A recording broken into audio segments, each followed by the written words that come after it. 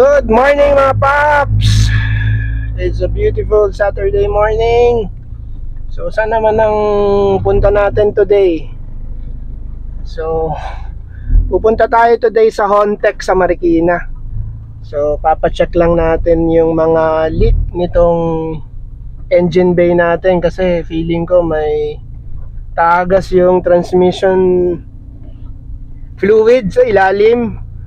So usually pumupunta tayo sa Capswork pero for this time we will try to go to Hontec. This is the first time na magpapagawa tayo sa kanila. So we will try to see kung okay yung talyer na yon sa Marikina, kasi maganda yung review nun sa Facebook. So pupunta tayo ngayon today. So nagpa-schedule na ako. Dapat kahapon Friday ako pupunta ron, pero nung nag-chat ako sa Facebook, sabi nila sarado raw sila. So nagpa-schedule na lang tayo ngayon, Saturday morning, and let's see kung anong kalalabasan and kung magkano ba yung magkano yung damage pag nagpagawa tayo sa kanila. So ang bala ko ngayon, pa-check ko yung leak sa ilalim ng engine bay. Tapos papacheck rin natin yung mga belts at saka yung mga hoses, kasi pupunta tayong San Juan, Batangas next week. So kailangan ready tong CRV natin. Tapos papatingin rin natin yung mga bushing sa likod, kasi sabi nung nagkakabit, nung nagpagapit ako ng gulong sa likod, sabi gumagalaw na raw yung mga, gastado na raw yung mga bushing. So papacheck natin kung totoo yung sinasabi ng tire boy sa kainta. So yun lang. I'll see you later pag nandun na tayo sa Hontec. Okay? See you later. Let's do this! Throw your hands up if you with it. Drop it. Alright, good morning! We're back. Andito na tayo sa Bayanan Avenue sa Marikina. Andito na tayo sa Hontec. So this is our first time that we will try to get this shop to check the CRV and to fix the CRV. Meron tayong mga leak sa ilalim feeling ko ATF yon, and then papacheck rin natin yung mga bushing sa likod, pati yung mga hoses at saka yung mga belts, kasi magsiswimming tayo sa Batangas. Pacheck na rin natin para sure tayo, para bago tayo bumiyahe sa Batangas, okay na yung natin, okay na yung CRV natin, para medyo iwas aberya. So titingnan natin, kinuha na yung kinuha yung details nung CRV natin, and then sabi ni Kuya sa loob, gagawa niya ng record, tapos bibigyan niya ako ng quotation, papacheck niya and titingnan kung ano yung mga kailangan gawin, and then bibigyan tayo ng quotation. Okay, so let's see. Tingnan natin kung ano mangyayari today. Hontec Marikina. Yun! So dumating nga tayo dito ng mga 7:30, and ito yung itsura ng shop. Pag magpapa-PMS ka dito after the service, may libreng body wash and engine wash. Nag-inquire ako kung magkano yung PMS for RC-RV Gen 1, and ang sabi ni Arnel, around 6K daw. Honda OEM na fully synthetic oil lang gamit. All in na yon sa 6K, may kasamang brake cleaning and body and engine wash nga. So ikutin lang natin tong shop para pakita ko sa inyo kung anong itsura sa loob. So yan, ito yung Hontec Marikina. Medyo malaki-laki rin pala tong talyer na to. Siyempre Hontec, pero may Vios dito. Yan, may Civic, CRV Gen 2, Hyundai, CRV natin. So ayan yung itsura ng talyer. May Civic rin dito na modelo. So ayan. So ito yung bay nila for the cars. So yung proseso for the service starts at the office. Gagawin ka nila ng record if first time ka pumunta, and of course tatanungin ka kung anong papagawa mo sa kotse mo. Pretty much pagdating ko ng mga 7:30 dito, may mga tao na sa office. Yung mga inabutan ko, most of them, nagpapa-PMS na ang auto nila. Yung charge nila sa PMS depende sa sasakyan mo, pero dun sa mga narinig ko, naglalaro from 6K to 7.5K ang presyuhan. So ito yung mga sasakyan na inabutan natin, merong mga BRV. Yung isang customer dito na nakausap ko, galing pa siyang Valenzuela, pumunta pa dito sa Hontec para lang magpa-PMS. Sobrang layo kasi sabi ko taga Pasig ako eh. Sabi niya mas malayo ako, Valenzuela ako. Ito yung entrance office nila. Okay dito, libre wifi, libre din kape, taas aircon. Kaya kung maghihintay ka, pwede na rin kasi hindi ka naman maiinip eh. Kung dala mo yung cellphone mo, di mag-internet ka muna, di ba? So ito yung street, Bayan-Bayanan, corner Nara for those of you na hindi familiar sa Marikina. Dito matatagpuan ng Hontec. Ito yung itsura ng labas.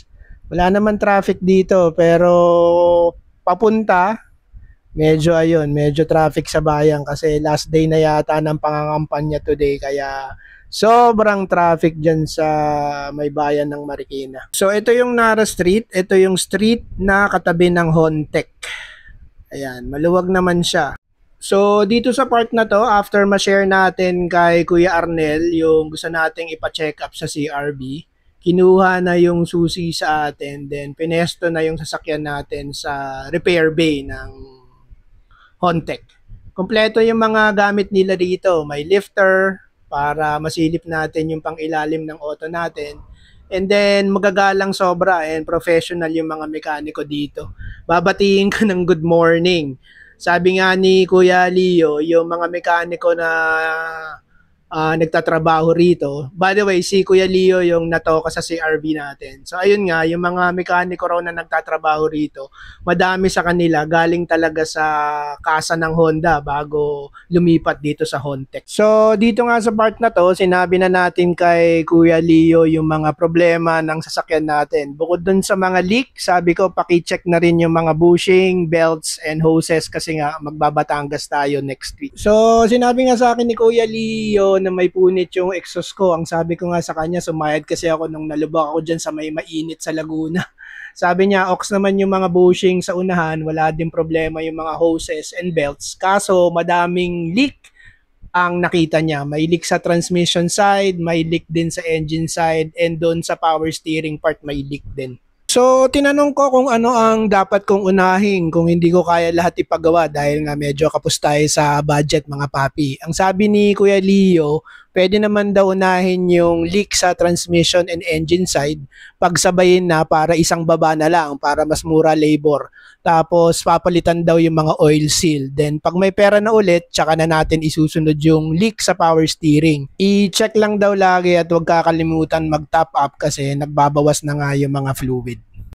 So, nung tinanong natin kung gaano katagal gagawin, sabi ni Kuya Leo, mga 2 days now na gawaan to. So, pumunta tayo ulit sa office para kausapin yung OIC nila, si Arnel.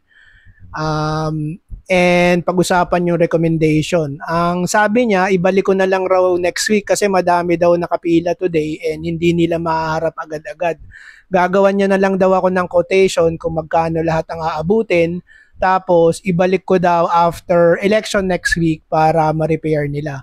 So, sabi ko, baka pwedeng unahin na natin today yung bushing sa likod na yun talaga yung isa sa gusto kong ipagawa today. Sabi niya, pwede naman daw and check niya lang kung magkano yung pyesa tapos uunahin na yun. Kaya naman daw gawin yun ng maghapon. Tapos, yun nga, gagawin ko, i-check ko yung quotation na ibibigay niya sa akin. Kung kaya ko, ipapasked ko na ng repair next week tong CRV natin. So, ayun na nga, after namin mag-usap, nagkasundo na nga kami ni Arnel, balikan ko na lang raw yung CRV mamayang hapon kasi kukuha pa siya ng pyesa bago syempre ipagawa yung bushing natin. Kinuha niya na lang yung number ko and ibinigay niya din yung number niya. Mag-text na lang raw kami or magtawag at i-inform niya na lang daw ako kung anong oras ko pwedeng pick upin mamayang hapon yung CRV after the repair. Okay, so nakabalik tayo rito sa Hontec na mga 5:30 and natapos yung bushing replacement ng CRV natin, mga 6 or 6:30 na yata. So, ito yung bushing, durog na. So, ayan yung itsura ng upper tire bushing natin sa likod, durog na, naghiwalay na yung rubber niya. So, talagang palitin na siya. So, after nga ma-repair yung CRV natin, pinila na siya for body wash and engine wash, which is free sa service nila.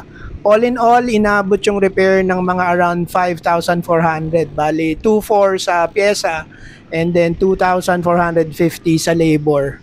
And meron din siyang miscellaneous na 300 pesos plus 12% VAT. Hindi ko alam kung mura or mahal siya. I-comment nyo na lang down below mga papi.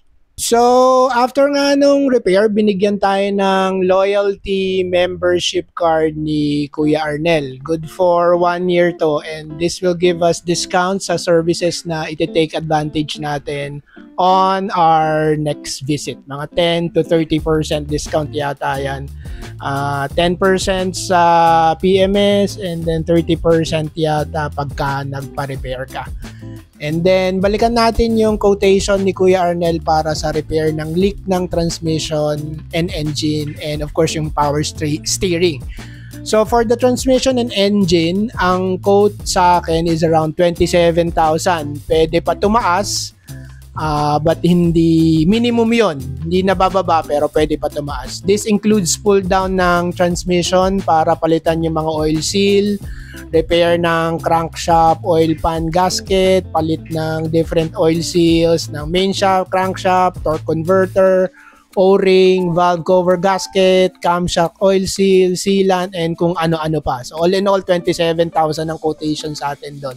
For the gearbox naman, ang quote sa atin is around 20,700. This includes oil tank hose replacement, and yung nakamahal talaga dito is yung remake ng gearbox assembly, which is 14,000 of the 20,700 total cost.